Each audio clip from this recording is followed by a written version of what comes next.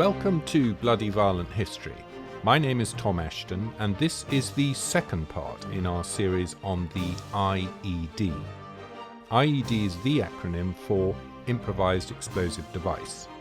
In our last episode, I spoke with Harry Parker, an infantry soldier who fought in Iraq and Afghanistan. Harry was blown up by an IED on the 18th of July 2009. In this episode, I will be discussing battlefield medicine with a combat surgeon, with particular reference to the IED. And then, in the final episode, I will be talking with an ex-soldier who works for the Halo Trust, the NGO specialising in the disarming of mines and IEDs. Part 2. Combat Surgeon. My guest today is a doctor who qualified in the 1990s. He also served as a territorial soldier based out of the Duke of York's barracks in London. In 2004, he was appointed consultant vascular surgeon specialising in minimally invasive endovascular surgery at Guy's and St Thomas's Hospital. He was posted as a combat surgeon to Camp Bastion in Afghanistan in 2008-09 and in 2012.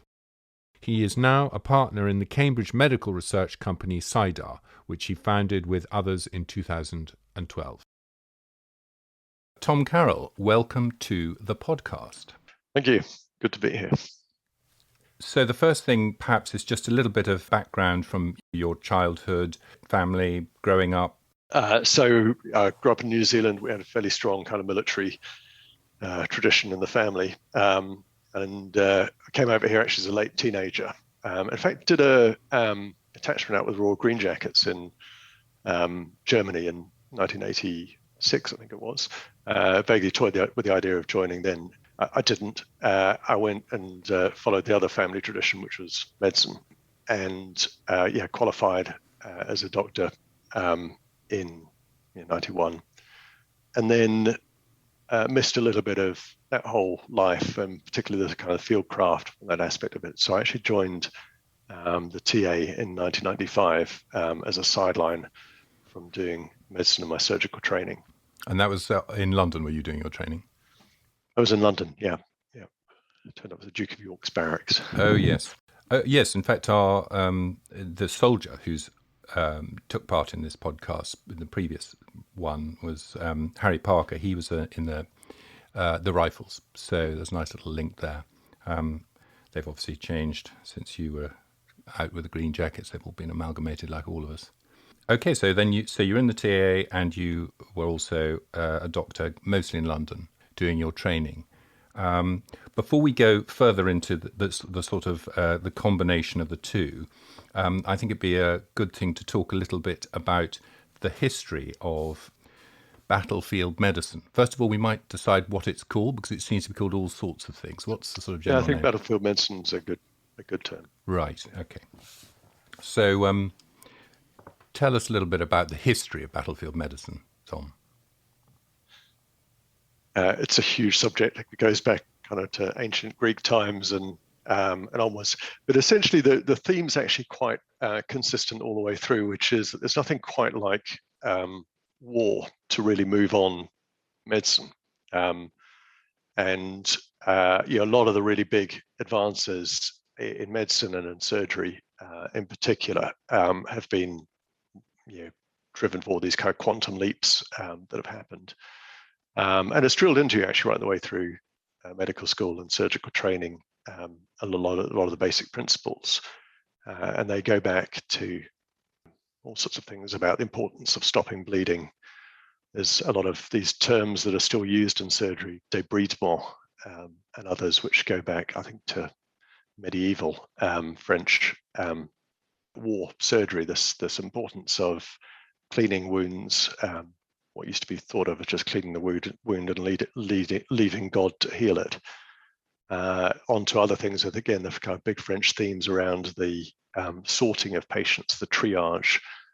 All these things pop up, and they're all from these kind of wartime experiences of how do you use what you have in the way of your resources to give the maximum benefit to the maximum number of people that you have. Then 20th century, which look at where that started and where it finished up, in terms of how we looked after people in general, and casualties in particular. From things where going into First World War, if you had a open fracture, gunshot wound to the femur, you had an 80% chance of dying coming out from that, and it was kind of a less than 10% chance of dying. You had blood transfusion that was pioneered literally during First World War, with blood banks being kind of part and parcel of care coming out of the First World War. The invention of cardiac surgery was basically a wartime innovation, and it was very, actually, just thinking back to my training in the 1980s and late 80s, early 90s, it was still very much that wartime legacy. The really big names in world surgery were those people who had made their names as young surgeons during the Second World War and Korean War afterwards. And then were these Brits or were these Americans and Commonwealth people as well, doctors? So all of the above. So the really big American names like DeBakey, the big Commonwealth names.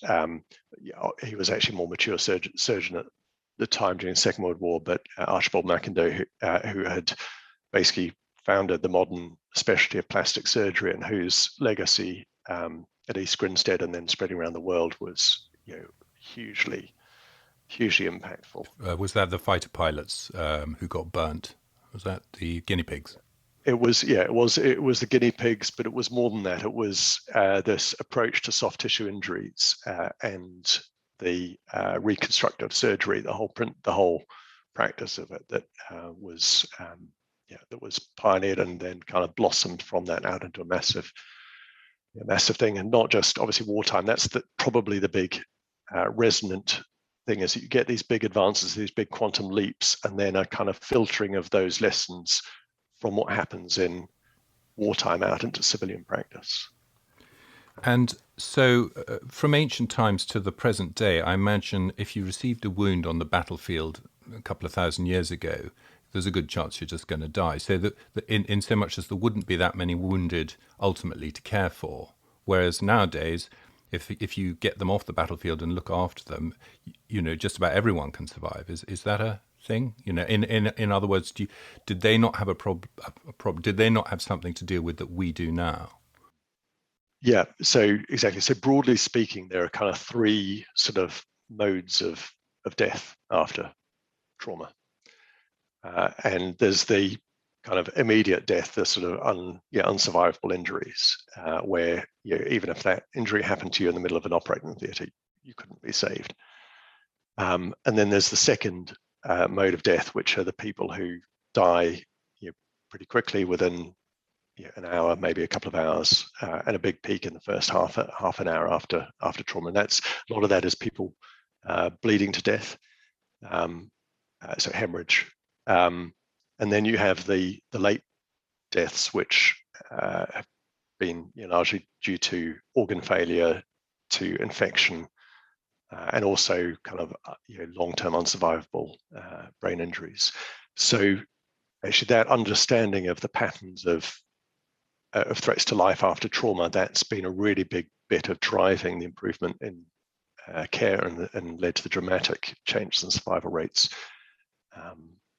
in modern times. And it kind of goes, it's actually that understanding of things goes right the way from the design of your modern body armor and vehicle protection through to the systems of management that we have for battlefield trauma, from the point of injury through to definitive care. So probably one of the biggest changes in modern times has been this understanding that your job early on in the from point of injury to kind of primary care is just to stop the casualties from dying, and getting them into a stable condition where you can then go and embark on the more definitive care later on down the line, once you've stabilized them, got their physiology, the balance of all the chemicals and temperature and acid-base balance and stuff in the body back to normal. So it's this idea of saving life early on, and just being hugely rigorous about that bit in the first 30 minutes, hour, 2 hours, and then you can then embark on those things that Archibald McIndoe and others had pioneered in terms of the reconstruction of people when they're in a much fitter state to do that. Is there, in that initial stage where you're really up against it and there's a lot going on, some of the techniques must have evolved whereby that for long term things to be less of a problem, there's maybe some different ways of dealing with them immediately, and you want to do the best, have the best method, if you've got a choice of what you're going to do. Is that something, or is that not a question? It's just save the life. It is a question, but the answer is kind of the same. And the principle involved, the overriding principle is what's called damage control. And so it is, you are doing the minimum that is necessary early on to stop the casualty from dying. And so that means you're doing the minimum in the way of surgery, you're doing the minimum in the way of any attempt at, essentially avoiding any reconstruction and things early on. And this whole emphasis around what you're doing on what's called the critical care of the patient. So looking after the physiology of the patient, so looking after their whole body in terms of how they are, their stability, the amount of circulating volume they have in their body, the acid base, the oxygenation, and all the rest of it. And these bits that we used to consider to be the most important bits, which was the surgical bits of it, are kind of secondary to that. The surgery is just simply to be able to allow the stabilization of the patient. Right. I don't know if now's a good time, but actually the whole story about damage control is an interesting one, because it comes directly from the Navy, actually. From the Navy? Yeah, from the Navy. Yeah. Right. So as to what you do on ships. Okay. So if you're torpedoed or... Yeah. So this concept of damage control comes from, I understand, it comes from the Navy, in that this idea that if you're in a ship and you're torpedoed or bombed or whatever, you do what's called damage control, which is enough to keep the ship afloat.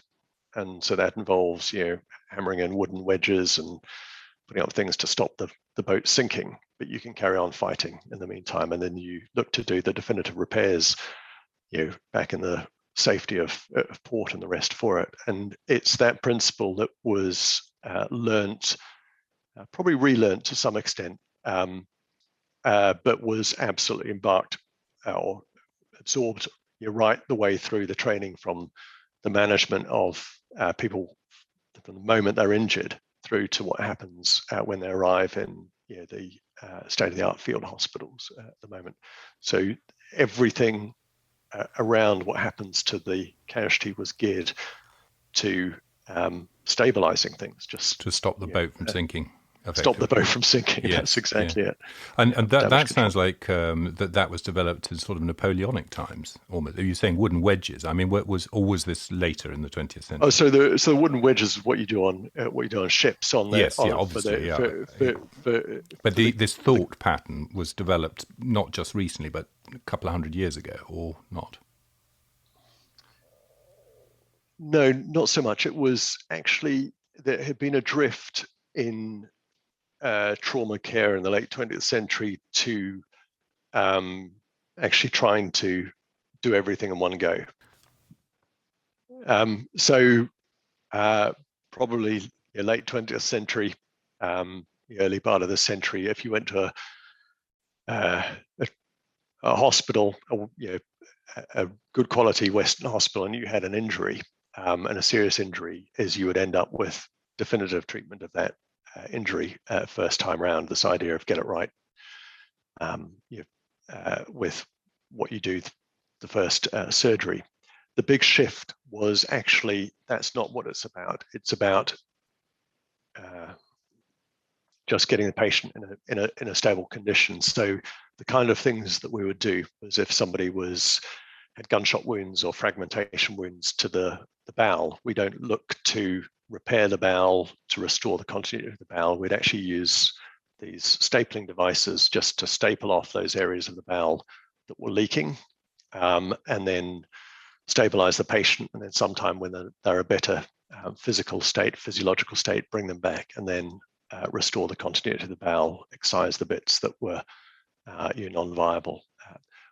To the extent that we would have, it's standard practice that if you have somebody with major abdominal trauma, that actually you deal with that, you stop the bleeding, but you don't actually even close the abdomen at the end of surgery, because you don't want to be increasing the pressure on the vital organs inside. You want to be giving them room that they can swell. And with these devastating IED type of wounds, where you have absolutely undescribably horrific, not just bony but soft tissue injuries, we would do the minimum amount in the first surgery to essentially do the debridement that was pioneered back in medieval or Napoleonic times, but to clear away the dead and infected tissue. But we wouldn't do anything that you would consider to be a definitive amputation or to be a definitive. We certainly would never close wounds.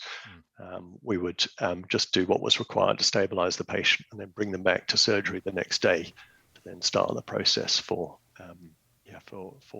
definitive surgery. And that was surgery out in Bastion, or was that back in England by then? So this was surgery out in Bastion. It was happening also in Iraq as well, but has subsequently filtered back. When I came back from my first tour, I was made a director of one of the new major trauma centers. There was this realization that this new standard of care for trauma should be rolled out across the NHS. And so this major trauma network was set up. So I was brought in to be a director of one at King's College Hospital in South London. So how we could then bring back these lessons that had been learnt ironically in the middle of deserts and bring them back and try and see if we could replicate the success that we had with survival out there back in the NHS and the Western civilian life.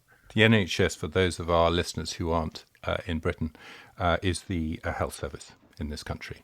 Most people know that. But okay, well, as we talked about that, maybe we could talk about your sort of route into all of this, from being just being a doctor in St Thomas's and then deciding to go down this route and do the training, and what is the sort of preparation and training that a doctor has to do? Yeah. Okay. So my first of all, my background as a doctor was particularly good place to start, which was vascular surgery. So dealt with surgery on the major blood vessels of the body, and the most important skill in trauma surgery is being able to stop bleeding. So I was flagged up because of that for a start. But then what happens is you're put in through this training program and a real understanding of the whole end-to-end process of what's going on. For those people listening who are familiar with the old Korean War MASH type of story where it was all about the surgeon, it's not actually like that anymore. The big man, yes. Yeah, it's not about the big man, actually. You're actually just one cog in this entire machine, which is totally geared to saving life. And it's understanding how that all works and how the whole system, right from the point of injury through to definitive care, works, and your role in that.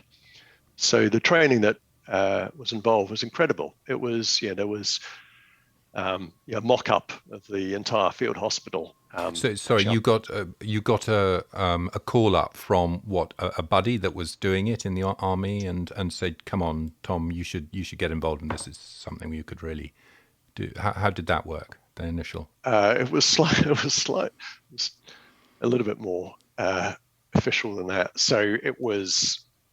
This is getting serious. What's happening out in Iraq and Afghanistan? I was originally called up for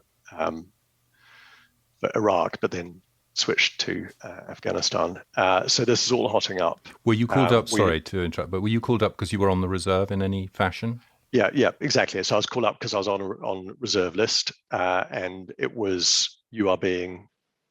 Well, you get a friendly phone call first of all, being told that you are about to be compulsorily mobilised, but it was this very official letter comes in, which is you are being compulsory mobilised. This is the procedure for it. This is where to report to, and the rest. And then you're put onto this whole process of the pre-deployment training that you do for it, which you do as an entire unit, so that you're familiar with all the people that you're going to be out there with. You're familiar with all of the techniques, all of the procedures that you have out there, all of the equipment, and you're put through incredible levels of simulation, both as a whole hospital, but also as a surgeon, and doing. It sounds odd as I'm talking to you about it, but it's incredibly real, incredibly realistic. The simulations that you put through, and putting you under testing, not just for your surgical skill, but actually for your decision making, and the teamwork in particular. That was an absolute eye opener to me as to how much better that can become. We had people. Well, even though you're used to being in a team in a hospital in London, it's a different level. Yeah, totally different level. Because the situations are a lot more complex, and there's a lot of information that you are not party to because you're quite focused on the task that you're doing in hand, which is the surgery. But there's lots of other stuff going on that you need to know about, and things to do with this particular patient in terms of their physiology, in terms of what's happening next to them, the kind of general trends that are going on, how you communicate that, how you work with the critical care people and the anaesthetists around you, but also the bigger picture, because we were regularly, really regularly inundated, and just really, really difficult decisions as to how we were going to cope with the amount of decisions coming in the front door. Yes. And so you said you go out, you train with a team that you then go out with. I mean, does everyone pass then? Or I mean, surely some people sort of aren't up for it and you have to get somebody else in, or is that not? Yeah, I mean, there's obviously been a fair amount of selection that's gone on beforehand. So it's actually much more about melding together and forming a team and understanding how people are and how you fit into the whole thing. Is there any choice that you can, like apparently Lancaster crews would choose their team? They would crew up. They would be put into a big room, and they would, you need a pilot and a navigator and so on, and they would crew up, and that meant there was tremendous sort of loyalty and teamwork within these crews. Was there any of that allowed, or was it not really possible? Not that I was aware of. I was pulled out of a pool of kind of individuals, and put into it. My first deployment was actually with 3 Commando Brigade. So they were mostly Navy, the people that I was with. So in the middle of the desert, they'd be talking about decks and ships. Yes. Yeah. They call going to the heads. The heads, exactly, all that sort of stuff. And they would go to the galley rather than the cookhouse. And a wall was called a bulkhead, and all sorts of Yes, all the jargon. They love it in the military, don't they? Yeah. Okay, so you've got your team. How long is that training?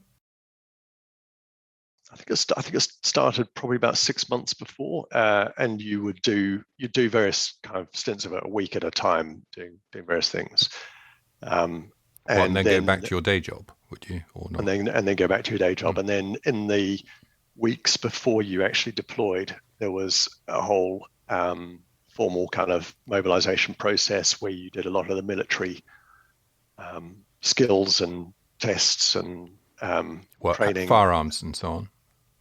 Firearms, everything from firearms to law of armed conflict to fitness tests to specialist stuff for the theatre that you're deploying to in terms of language and culture and intelligence and all the rest. Yeah. And is everyone a reservist then in this situation? So some people really could be working in a hospital and find themselves called up anyway.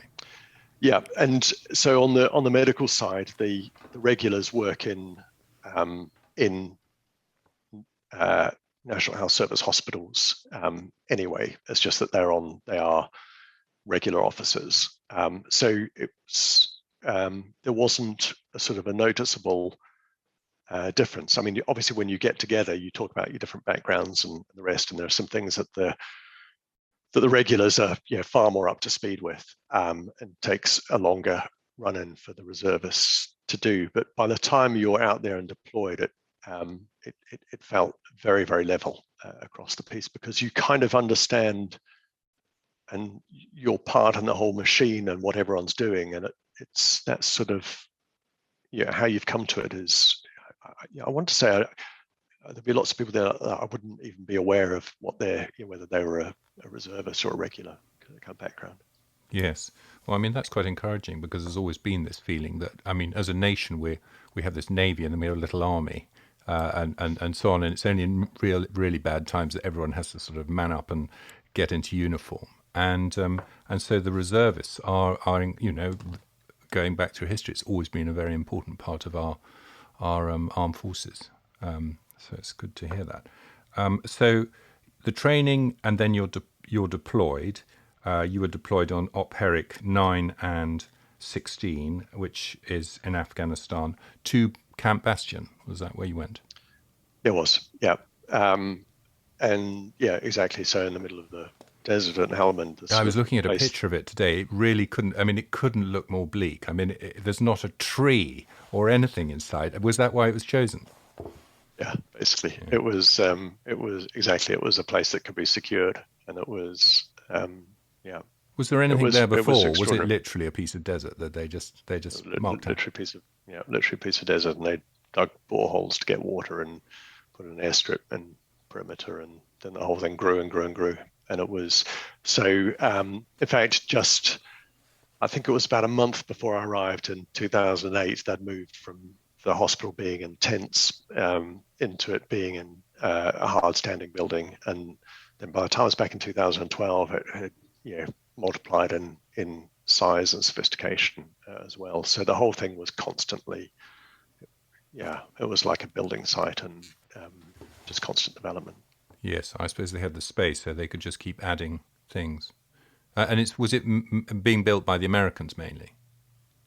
No, there were two camps. So Bastion was overwhelmingly British. I mean, there were some other detachments there, so Estonian and Danish. There was an American camp, kind of adjacent, Camp Leatherneck, that grew, particularly by the time I was back there in 2012. The Marine Expeditionary Force had arrived in full scale, but it was overwhelmingly British. Well, because that was the area the Brits were operating in, and there'd be other US field hospitals elsewhere. Early on, the Americans were much more dominant further north in the country.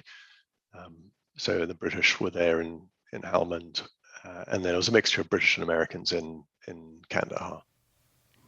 Okay. So your experience, you arrive in Afghanistan and you're there for a 6-month tour, are you? Is that how it works? No, it was 3 months, a 3-month tour actually in country. So it was, you had actually, I'll just ask you a question, Tom. I could talk about anything from here. Well, what do you want me to? Yeah, talk about anything. Just talk about what you feel like talking about. I mean, I just want to get a picture of what it was like to be there. And okay, so it's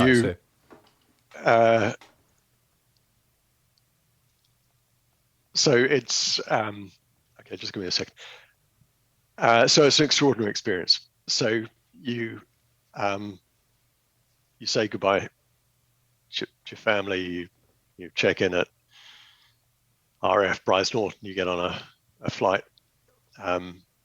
and you then, as you're approaching Unlike any other airline flight you've been on, now it's time to put on your body armor and your helmet, and we're turning off the lights and starting the descent into Kandahar. And then you arrive there and it's suddenly feeling all quite serious. And then you get on at that time we got on a C-130 and flew across, and because I was an individual individual reinforcement, there's a kind of a motley crew of other people on board that aircraft, and then you come in and again kind of a sort of a tactical landing almost at Bastion, and then you arrive and you're there in the middle of the desert and all it was wintertime actually, first time I was out there, but just the smells and the sights of things, and these things that you've been seeing only on TV up until till 24 hours before, and suddenly right there in the middle of it, and you walk into the hospital, and you're right into it. And I think that one of the things that I was always unsure about was whether this was going to be as busy and intense as it appeared to me from the training that I've been through and from what I've seen on the news. And it was instantly, this kind of welcome, like, thank God you're here, and we've got all this stuff to do, and can we just get started on it straight away? And so you're straight into the thing. There's a handover, obviously, that's going on with the surgeon who you're relieving. But it was straight in at the deep end, and just busy from not just from day one, but almost from hour one into things. It was the most extraordinary transition that you do from going from normal civilian life into just fully immersed in this world where you're seeing patterns of injury that you've just not been exposed to before. I mean, all about, but and it's just relentless. The following is an extract from Harry Parker's book, Anatomy of a Soldier. Chapter 13, The Oscillating Saw. It happened faster than normal. I was picked up and rattled onto a stainless steel trolley spread with tools that had been carefully lined up, but the knives and forceps spun and slid about as it was quickly wheeled over. I was now at the end of the table next to the body. "Someone go and tell the family." He lifted the leg and inspected it, moving the puffy flesh. "How high?" he asked. No one answered. He was over the body, still assessing it, and the others looked at him and over his shoulder, waiting for his decision. He glanced at the body's head and paused. "Al, we're a bit low on blood. Pressure has just decreased dramatically." The woman was watching a machine. "How can we be low, Sarah?" He looked up at her. "We'll go get some more. And can someone please clean this off the floor? I'm slipping." He then spoke very little, and the team around him started to move to each command he gave. A man cleaned the floor, smearing sweeps of blood by his feet, but he ignored them as more blood dripped down onto the tiles. "Right, I'm going to do it around here." His finger traced a line of blood over the intact skin of the thigh. "There's no muscle in this region to do a myodesis, so I'll use what's left of the vastus lateralis and femoris to wrap over the distal limb," he said as the flesh wobbled in his hands. "We can use this skin to cover it and avoid too much exposed tissue. We then graft up the inner thigh.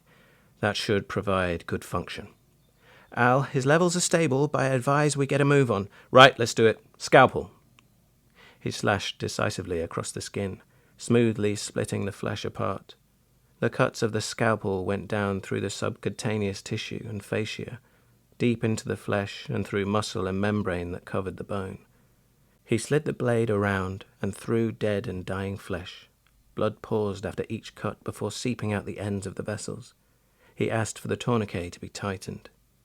He went carefully in some areas and created a flap of muscle that hung down.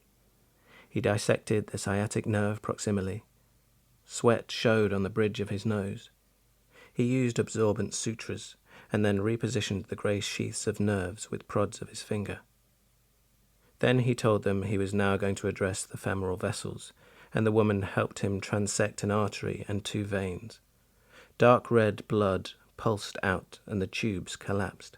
One slipped free and disappeared into the mess. She swore and delved in with forceps to pull it out. He asked for a stick tie for the double ligation, which he manoeuvred with long metal tweezers before letting the sutures clamp around the rubbery tubes. He grunted that he wanted the electrocautery forceps, and a small machine resting next to me on the trolley was handed to him. He placed it against the arteries, and it sparked as it cauterized the ends of the vessels. He told them they had achieved hemostasis, and the smell of burnt flesh wafted up. He told them he was happy so far, and he glanced down at me. He stretched his back and said that he was getting too old for this. He asked for a cob elevator, a small metal implement that was picked off the trolley, and he cleaned away soft tissue from the bone until the white showed. He shaved away a thick ridge and all the peristeum he could get to. The soft, fleshy areas of the leg were now held apart by a bar of bone that was dry and hard between them. 2 others helped him position retractors that pulled the flesh out of the way so the bone was clear. They had worked faster than I had experienced before. He asked for the oscillating saw. I was passed to him. He gripped my handle and placed a gloved finger on my metal trigger. He held me like a weapon, and down at the end of my barrel was a flat stainless steel blade with its sharp teeth pointing forward in overlapping rows. He pulled my trigger and my motor whirred and my blade end blurred. This was when I became useful. He said he was happy to make the cut. He asked one of them to hold the limb. His masked face looked down over me and his head torch-lit my matte surface. I was in the valley between 2 banks of flesh, pointing straight down at the exposed shaft of the femur. He pulled my trigger again, and I made my blade vibrate so that its teeth distorted together as one. He pulled harder until my blade was cycling 16,000 times a minute. My high-pitched buzz was new in the room, and the men and women shifted uncomfortably. He held me an inch above, and then lowered me so my 90mm wide blade touched the bone. The pitch changed as I started to cut down. My blade heated quickly, and they squirted saline solution onto me and the cutting face. It evaporated in steam that swirled around the bone and prevented me from overheating. He let my weight descend. My blade end cut through the bone, flashing splinters and dust from the thin trench I gouged out. The juddering of bone passed through the pelvis and into the body so that its skull trembled. The sound of my blade changed tone again as I cut deeper and into the marrow. A small pile of dust and shards grew on the table below me. He concentrated, his hands steady around me as I cut smoothly down, and then I was nearly through, and the trench started to pull open under the weight of the limb. He told them to support it firmly until he was through. Suddenly I jerked down and was oscillating free into the air. The bone pulled apart, and the leg and its foot moved away, the gap widening until it was no longer below the body, but being placed on another trolley that was quickly wheeled away. The body had no feet.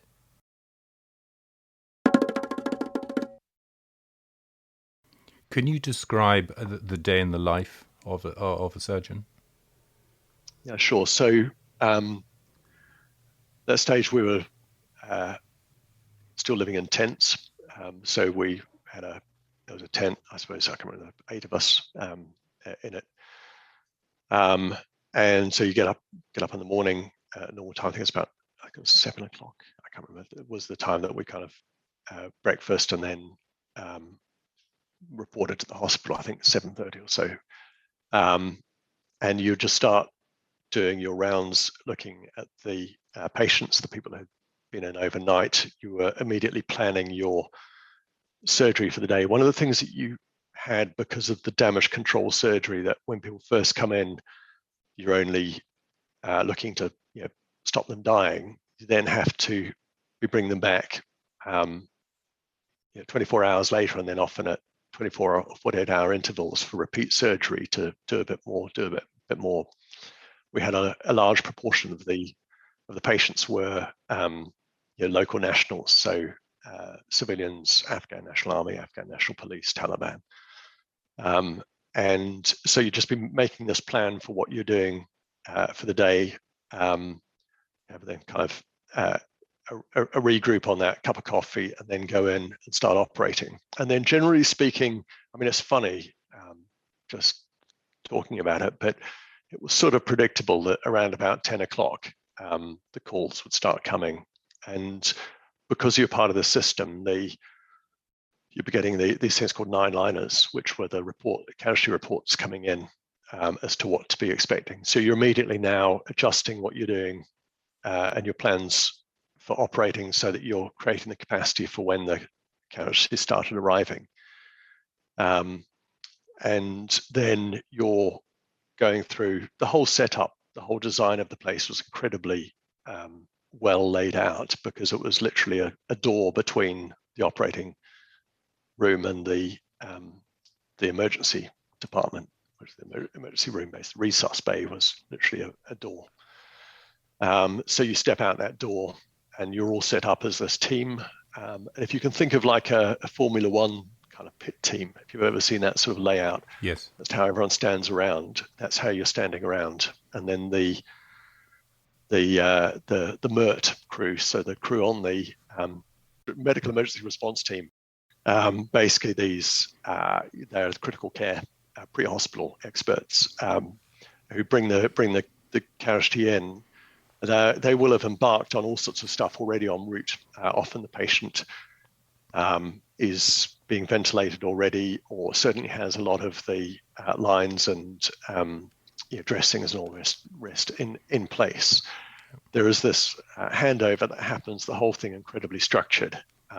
My job was, as the trauma surgeon, you stood at the foot of the patient, you had your arms behind your back. You were not allowed to touch the patient to start off with, so that you could then just get this holistic picture of what was going on. There would often obviously be multiple casualties arriving at the same time. And so you just be making the calls as to what was going to happen with each of the casualties. I hasten to add that these weren't kind of me making the call just on my own. We had as the DMD, deployed medical director, as well himself, would be standing there, would be going, that patient straight onto table number 1. Basically that would be somebody who was in the process of trying to die on us, and we needed to go and do what we could to stop the bleeding. And table 1 would have what, 5 or 6 people around it already, with all the. Table 1 would have the scrub nurse and the circulating nurse already preparing what they thought was most likely to go on, which would have come from what's called the 9-liner, the casualty report coming in. So you'd have an idea whether it was whether it was IED, gunshot wound, whether it was chest, whether it was abdomen, whether it was limbs. And so that would be setting up for that. There'll be an anaesthetist as well, but actually they were coming through and actually escorting the patient from the resus bay through into the operating room. Transfusion medicine, they were there. They were already anticipating what were the requirements. There was just a whole infrastructure around it. It was the hospital management, because we had a limited number of beds. They'd already be planning on the onward disposal, it was called, of the casualties, as to where they were going to go to after surgery. We had a CT scanner in the other adjacent door there, and anyone who was remotely stable enough to go through the CT scanner would go through and have a top-to-toe CT scan, where we could just pick up all of the injuries. CT scan works on soft tissue, does it? Is that how you get the picture? It's like a 3-dimensional X-ray. So you get bones, you get soft tissues. It was incredibly sensitive. You had with the blast injuries, and even sometimes the gunshot wounds that hadn't actually gone inside the abdominal cavity because of the shock waves with high velocity rounds. You would get bowel injuries just from the shock waves.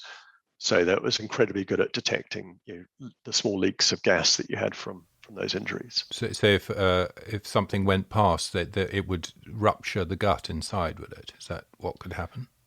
Yeah, so generally speaking, it would be an IED blast, or it would be a high velocity round that had not actually penetrated the abdominal cavity, but had gone through some part of soft tissue close to it. And you could easily be misled by checking the track of the round and going, well, yeah, that was a close shave. It didn't get anything vital, but in fact, it had, the shockwave had caused a perforation in the bowel, and if left untreated, the patient would rapidly get peritonitis and be in a very, very bad way very quickly. Okay, so that's yes. Sorry, just to say another thing, which is just for people who aren't familiar with modern day weapons, and not just the IEDs, but also the high energy rounds that you have with modern assault weapons, is they're just not, they don't respect kind of conventional anatomical boundaries that you would have, say, with a kind of a stab injury or something. You had a lot of injury being done quite distant to the point of wounding.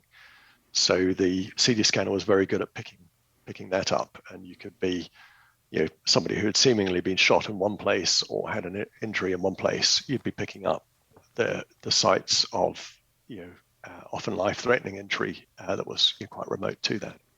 And is that, do you think, new to the battlefield, or has that always been the case, but which just wasn't picked up on? I think it was one of those things that had been recognized to some extent, the full extent of it not really appreciated, and then had been somewhat forgotten. And then because of the advance in technology, this was probably the first big war where there were CT scanners where you could literally put these horrendously injured casualties straight through a CT scanner, that you just got your eyes opened as to how much was going on, and the complexity of these injuries. And are you all CT scan? Could you look at them yourself and know exactly what you're looking at, or is there a technician who then sort of interprets it for you? Yeah, so interesting. So that evolved very quickly. So initially it was us looking at it ourselves, and the data links back in 2008 were not great. So if we were sharing the CD scans back with an expert in the UK, it was very low resolution imaging being shared.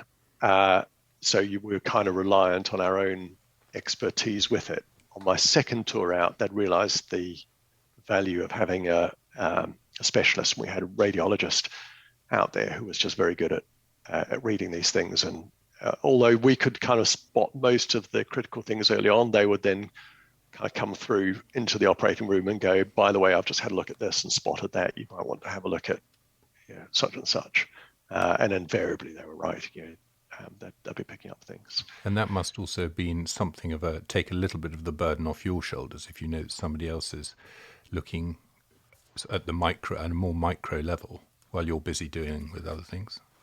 Yeah, hugely. I mean, I can't begin to describe how complex all of these situations were. If you can imagine a giant operating room where we would have, say, 4 operating tables, I think maybe 5, and going on, with severely injured patients on all of them at the same time. You've got a critical care, think of an intensive care unit out the back of it, which has got a limited number of beds, and we're trying to dispose of the patients onwards. So getting in aeromedical evacuation where possible, just moving patients on out the back. And so all this stuff going on, and a lot of the information that you have, well, actually, when they first arrive, really, really unclear information on the pattern and extent of the injuries with each of them. Are often, the course of the patient, I suppose, only becomes apparent once you've started operating and the kind of general trend of things. So you've got really incomplete, really dynamic. The 9-line thing is the 9-liner when they turn up was enough for kind of a broad brush picture as to what you think might be going on. But your understanding of what was going on was just evolving kind of minute by minute, throughout. And when you're operating as well, and whether you're rapidly getting on top of things or whether everything's kind of slightly running away from you, as well. All these things going on, it was incredibly complex. We talked about it a little bit earlier. Who's doing triage, or is that does triage go on all the time? Triage goes on all the time. So actually some triage is happening pre-hospital. So that will be on the 9-liner report. And then there was another triage that happened on arrival. So literally, this one we can kind of park over there, keep comfortable for a bit, come back because there's nothing immediately life-threatening. These ones are life-threatening. That one through onto table 1, that one through onto table 2, that one to the CD scanner, then onto table 3. Those sorts of things going on. But never a question of certainly. I talked to old General John Hackett years ago in the 80s, and he was triaged at Arnhem in a German field hospital. And he was put in a corner, made comfortable to die. And it was only because his Batman was with him that he kept pushing the German surgeon to have a look and help a bit. And eventually he did. He put him on the table and stitched him up. He'd been shot in the gut. And he said, actually, he was so fit that he was up and about in 10 days, even though they reckoned he wasn't going to survive. So that's not what triage means now, ever. No.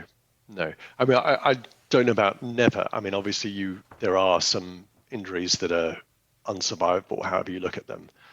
But certainly that wasn't something that we had experience of, or that I ever experienced.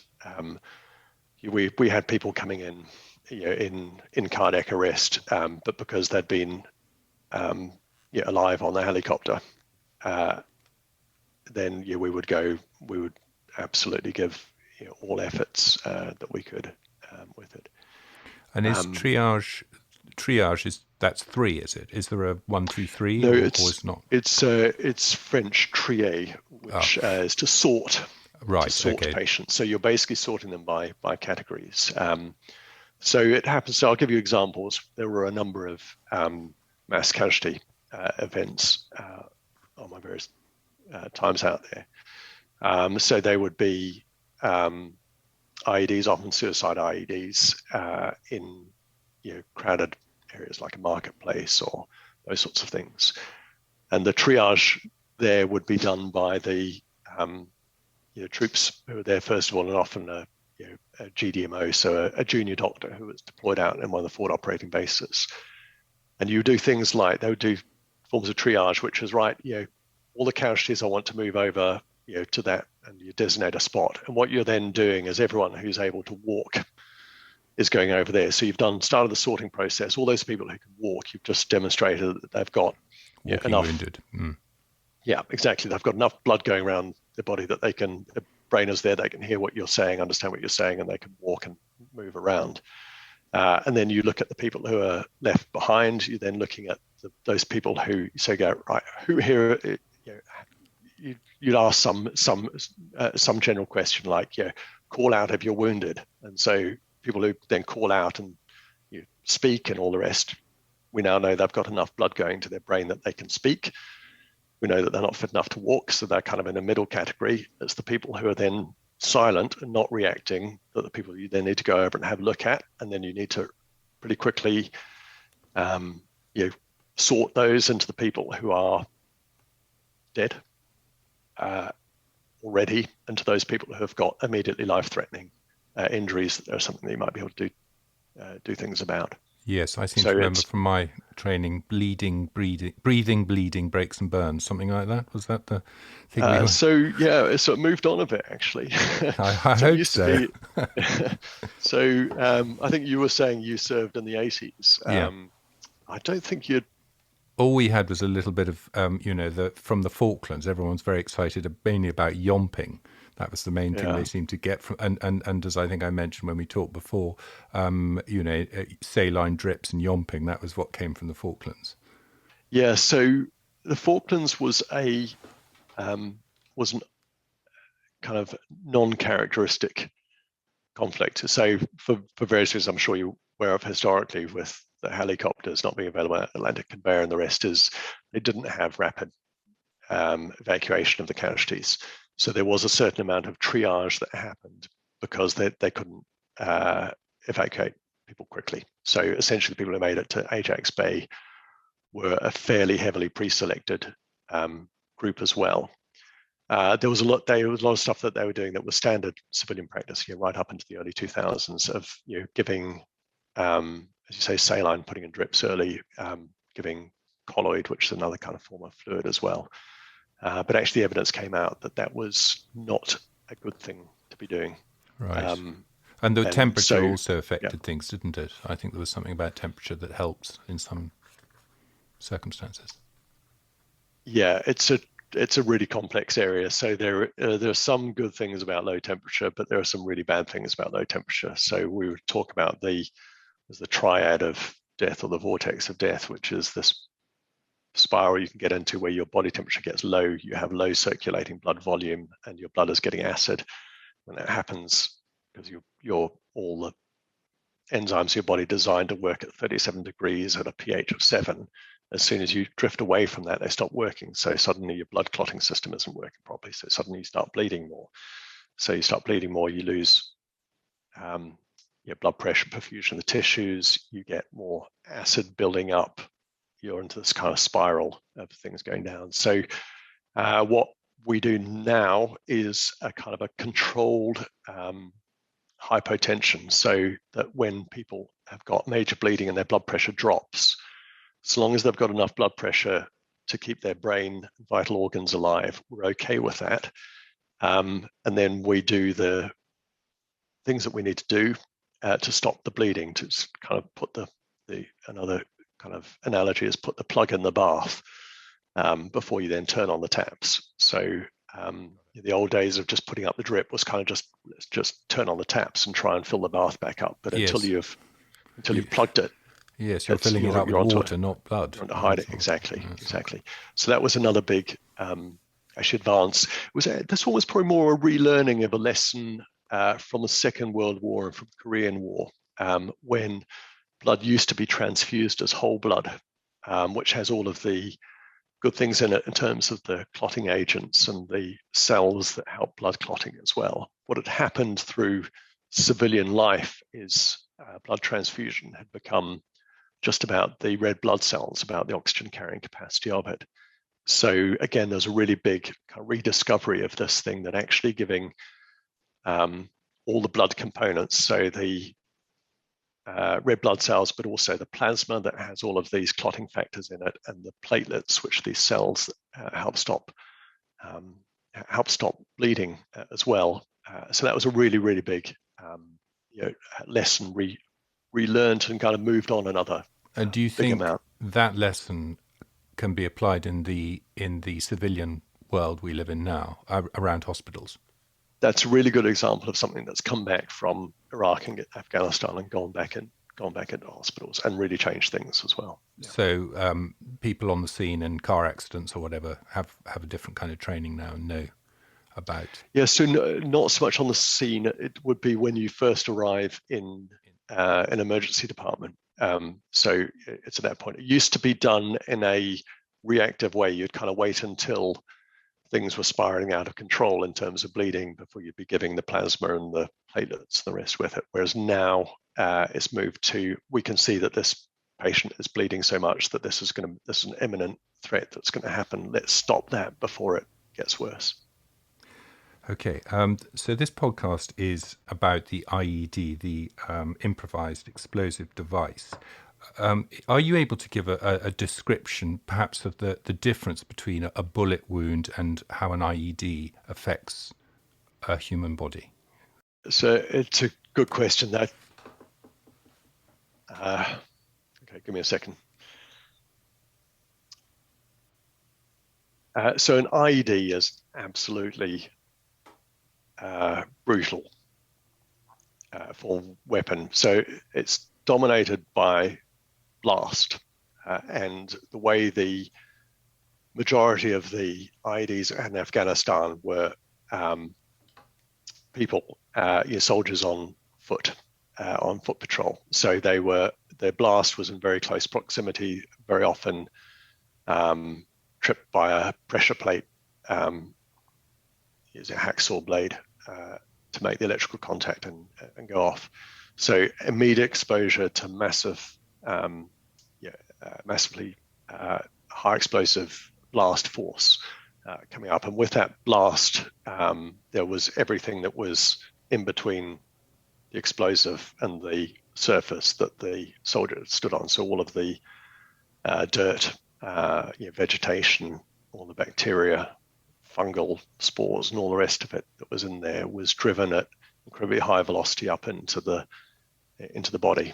So you have immediately a combination of all sorts of mechanisms of injury. So it's actually the blast that tends to cause the fractures to the bones.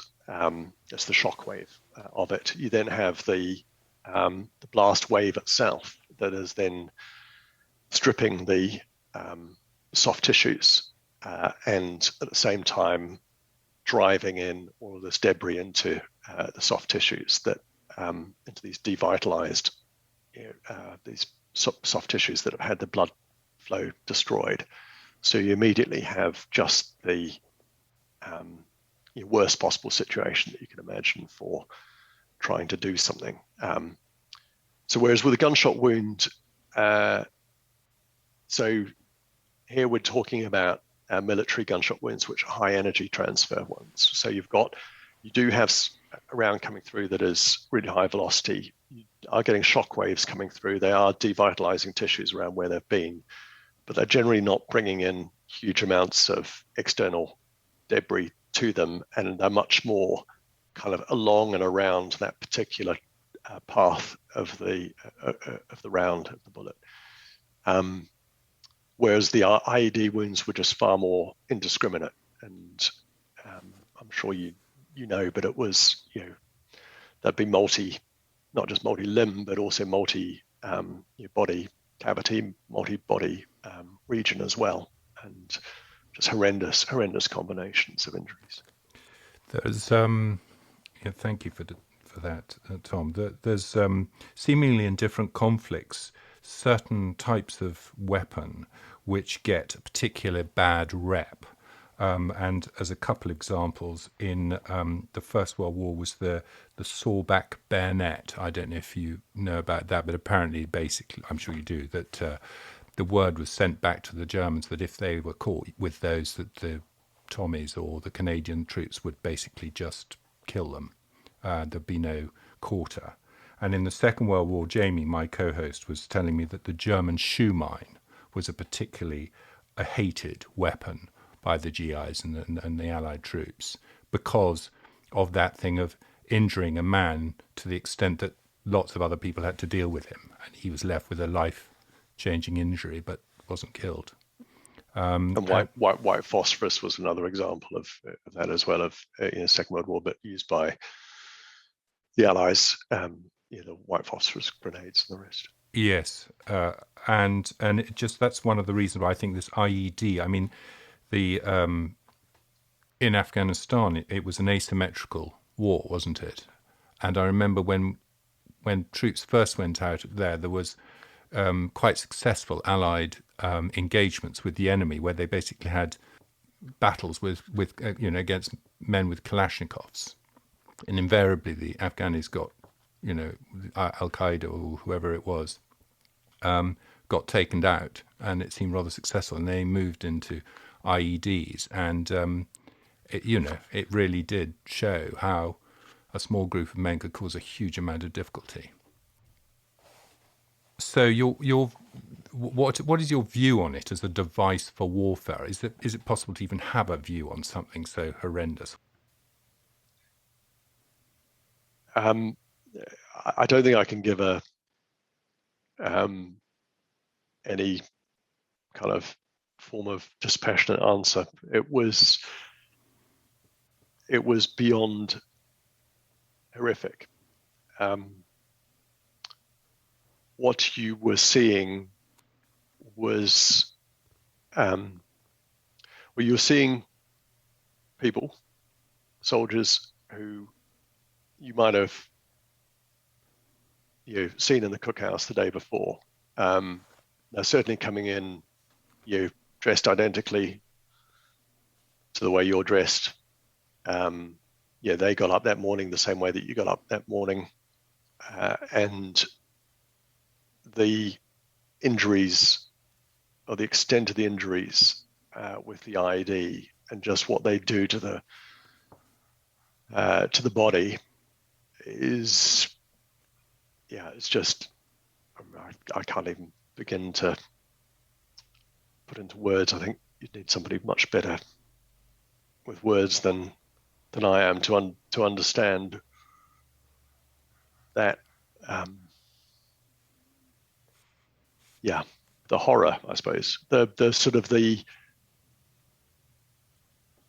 horror of seeing somebody who was, and these are young soldiers. These are people who are, prime specimens of, fitness and health and whatever, and just what that does to them and to the body, and in the short term, and also knowing, of course, that this is the beginning of it for them for the rest of their life. If they're lucky enough to survive the next hour or two.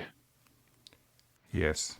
Well, maybe we could come on to some of the lessons that you as a doctor, as a surgeon, have learnt coming back from the battlefield to civilian life, and also for us in this country, the National Health Service, and so on, to dealing with injuries and also trauma, and how you engage in the healing process. And I don't mean the healing process just from the point of view that are injured, but also, clearly this sort of thing affects everybody. It affects you as you're not being shot at, but you're having a very traumatic experience every day for 3 months non-stop. Perhaps it's even worse. Occasionally rocketed, yeah. Yes. Yes. Yes, so you are being shot at. Sorry, I take that back. But and I mean, as you said, junior doctors are on patrol, and so they're in the mix. But so you're right.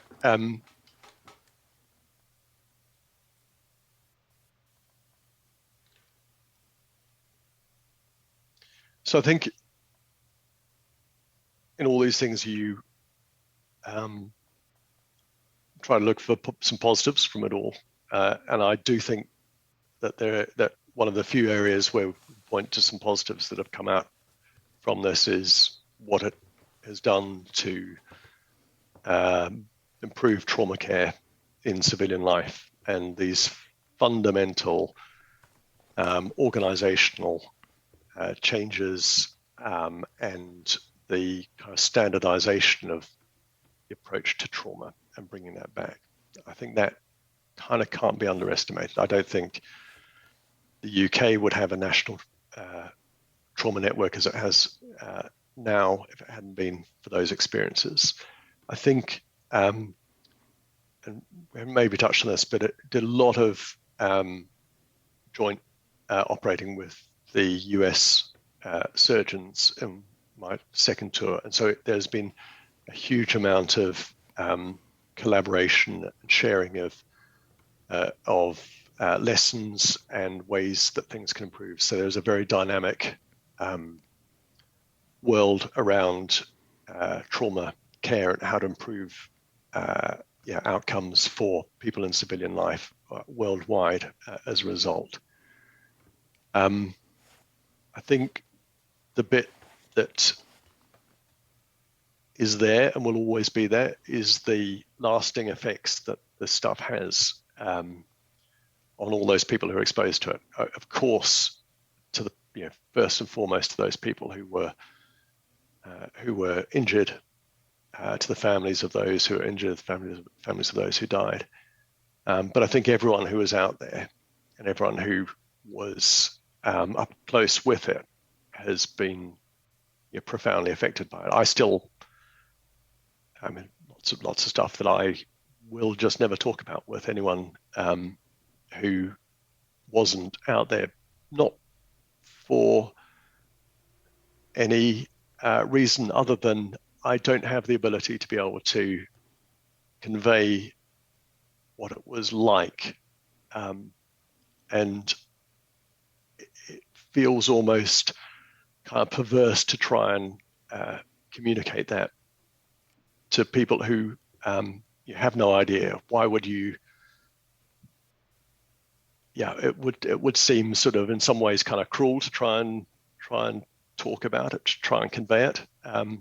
So it's something that is leaves a deep impression, scar, I don't know, on us all.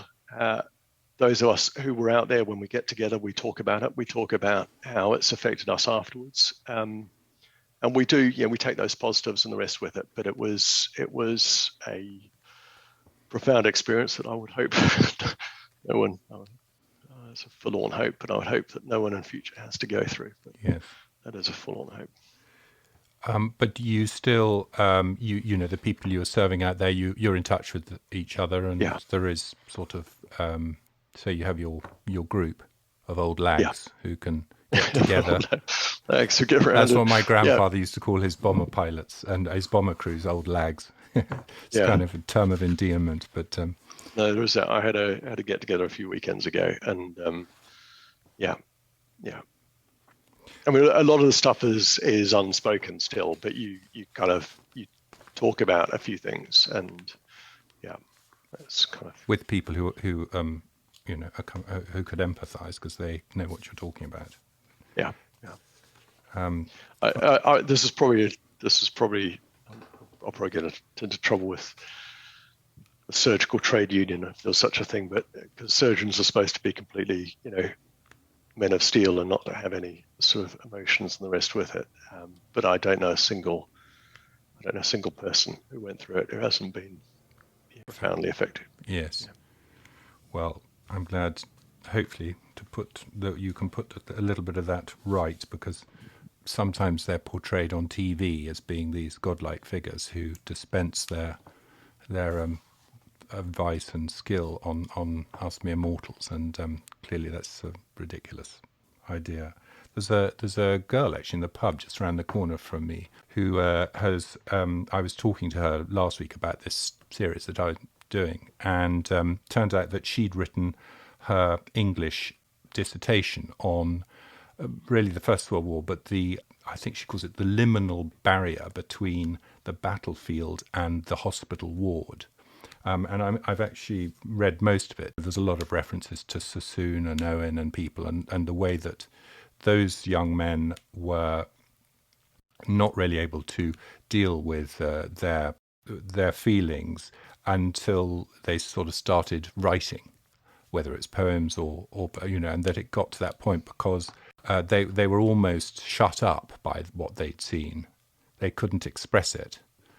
Do you have any particular books or poets that you have got, you've read that have made any kind of sense to you about all of this from any period?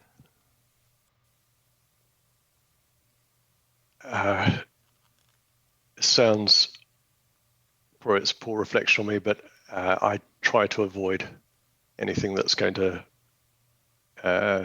trigger memories about it. I've had a few things where I've been reading something and I don't really, I can't hold it together, I suppose. So I find it easier just to talk to other people who were there rather than trying to make sense. But there's something a little bit uncomfortable talking about this. Also because my experience, I came back, I have all four limbs, I'm healthy, all the rest of it. And the things here were all things that were happening to other people. And I think the really big question is these young guys, 18, 19, 20-year-olds, who one moment they're there walking along, on patrol with their best mates, and the next thing they're aware of is waking up in a hospital bed in Birmingham, and what happened in between, and you're now literally not the person you were before because of the injuries that you've had, and that I think obviously it's beginning to get the attention that it deserves, but the long-term psychological effects and trauma to these people. That's the real story. Yes, well, that's very modest of you, Tom. But actually, I think the other way of looking at that is that you were exposed to it every hour of the day you were out, at the time you were out there, and soldiers, are. They're not seeing it 24/7 in the same ways. They might be at the receiving end of it in a horrible fashion, and God hope that it's not them. But I think you can't do down, which is why I'm really keen that we've had this talk, and I'm really grateful to you for talking about this, because I can see it's not easy for you. That it's physical injury is one thing, but experiencing terrible things has an effect, a huge effect on people, and I think you're an extremely brave person. Is there anything else that you want to talk about, Tom? I can tell you times when I've been there with my young children, and there's been something that has just triggered it. And when you see when your children see your dad just kind of completely and utterly lose it in terms of kind of emotional control and things. But this must have, well, it did, of course. It happened to every generation. It happened to, yes. Was it your grandfather who was? My grandfather fought in the First and Second World War. Yeah. And I mean, I have children. Some are not so young anymore. I think children are amazing, how they can deal with their parents in distress, and I think some of the difficulties of the past generations have been the stiff upper lip. I think that the fact your children can see you in all your manifestations isn't a bad thing. Anyway, I think you're a brave man, Tom, and thank you for that extraordinary and moving account of battlefield medicine and the outcomes resulting from injury sustained by IEDs, the improvised explosive device. Thanks, Tom. Thank you. So it goes. Next week, we publish the final part, the third part of our discussion on the IED. I interview Simon Conway from the Halo Trust, a frontline expert on the IED with knowledge of their form, deployment and legacy, and how to get rid of them. Please pass this podcast on to a friend to help spread the word. You can contact me at talk@bloodyviolenthistory.com. Thank you and good luck.